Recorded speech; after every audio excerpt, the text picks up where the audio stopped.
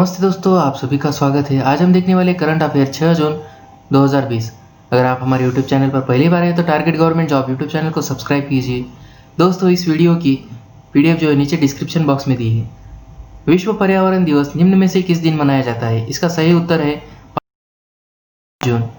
हर साल 5 जून को विश्व पर्यावरण दिवस मनाया जाता है। इस दिन पूरी दुनिया में लोगों को प्रकृति और प्राकृतिक संसाधनों को बचाने के लिए जागरूकता किया जाता है। विश्व में लगातार बढ़ रहे प्रदूषण और बाढ़ की ग्लोबल वार्मिंग की चिंताओं को चलते विश्व पर्यावरण दिवस की शुरुआत की गई थी। इनमें प्रकृति के प्रति चिंता और उसके संरक्षण की भावना भी निहित है। पहला विश्व पर्यावरण दिवस जो है 5 जून 1974 को मनाया गया था। भारत ने अंतर्राष्ट्रीय वैक्सीन गठबंधन गावी को कितने मिलियन डॉलर की मदद करने का फैसला किया है? इसका सही उत्तर है 15 मिलियन डॉलर। भारत ने अंतर्राष्ट्रीय वैक्सीन गठबंधन यानी गावी को 15 मिलियन डॉलर की मदद का फैसला किया है। यह ऑनलाइन समिट में लगभग 50 से अधिक देशों को बिजनेस लीडर्स, ब्रिटेन की एजेंसियां, सिविल सोसाइटी सहकार के मंत्रियों ने भी भाग लिया है। इस समिट का मुख्य मकसद यह है कि अंतर्राष्ट्रीय टीका गठबंधन यानी गावी के लिए 7.4 अरब डॉलर का एकत्रित करना और उन्हें आने वाली पीढ़ियों को टीके के जरिए। हाल ही में बॉलीवुड की किस प्रसिद्ध निर्माता एवं दिग्दर्शक का 93 वर्ष की आयु में निधन हो गया है? इसका सही उत्तर है बासु चैटर्जी।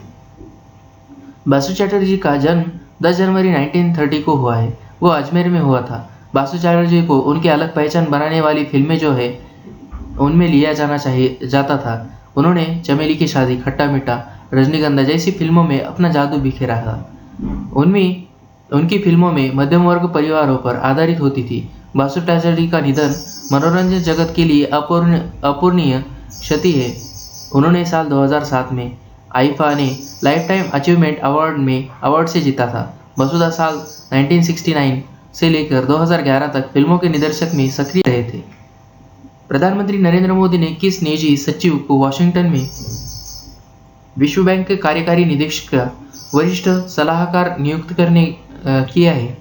इसका सही उत्तर है राजीव टोपनो 1996 बैच के गुजरात कैडर के भारतीय प्रशासनिक सेवा के यानी IAS के अधिकारी है। उनका कार्यकाल 3 साल का होगा। गुजरात कैडर के भारतीय प्रशासनिक सेवा के अधिकारी राजीव टोपनो ने 2009 में प्रधानमंत्री कार्यालय में उपसचिव के रूप में शामिल हुए थे, जब मनमोहन सिंह ने अपना दूसरा कार्यकाल शुरू किया था। केंद्र सरकार ने हाल ही में वीजा शर्तों को उल्लंघन मामले में 2550 विशेष तबलीगी जमातियों को कितने वर्ष के लिए भारत में आने पर प्रतिबंध किया है? इसका सही उत्तर है 10 साल। केंद्र सरकार ने भारत आकर वीजा शर्तों का उल्लंघन करने वाले 2550 जो तबलीगी के प्रतिबंध विदेशी थे उन्हें प्रतिबंधित कर दिया है। गृह मंत्रालय के आदेश के अनुसार इन तबलीगियों को अगले 10 साल तक भारत आने का वीजा जारी नहीं किया जाएगा। गृह मंत्रालय के अनुसार विदेश के आए तबलीगी जमात के सदस्यों के खिलाफ कार्रवाई भारत के वीजा नियमों के उल्लंघन के अनुसार की जाएगी।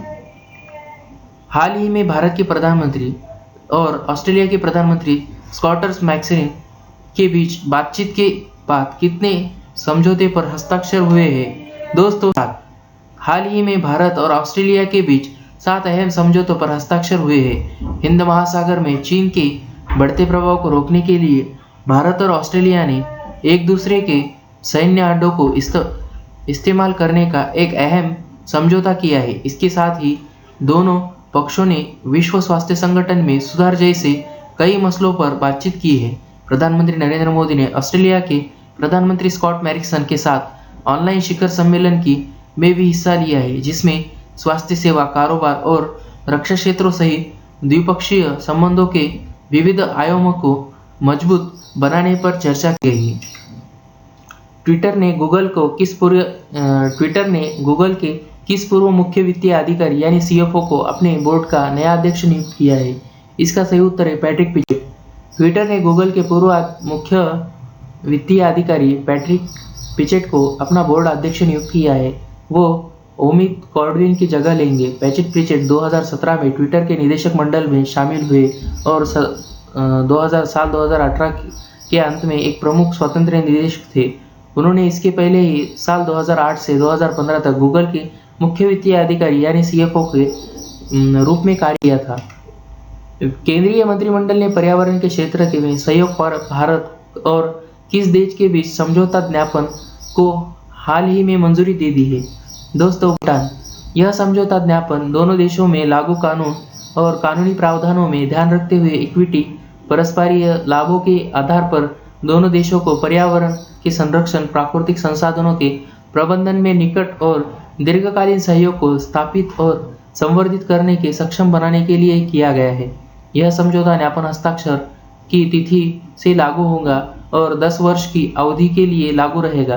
प्रतिभागियों को समझौता ज्ञापन के उद्देश्यों को पूरा करने के लिए सहयोग गतिविधियों को स्थापित करने हेतु स्तरों पर संगठनों, निजी कंपनियां या सरकारी संस्थानों और दोनों अनुसंधान संस्थानों को प्रोत्साहित करना होगा। विश्व पर्यावरण दिवस 2020 की थीम निम्न में से क्या है? दोस्तों, जैव विविधता। हर साल पर्यावरण दिवस के अवसर पर एक विषय का चयन किया जाता है जिसके अनुरूप सभी देशों में कार्यक्रम आयोजित किए जाते हैं। विश्व पर्यावरण दिवस 2020 की थीम जैव विविधता यानी सेलिब्रेट बायोडाइवर्सिटी है।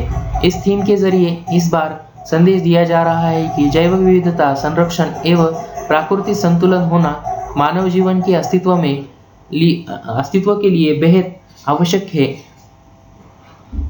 जैव विविधता को बनाए रखने के लिए हमारे लिए यह महत्वपूर्ण है कि हम अपनी धरती को, पर्यावरण को बनाए रखें।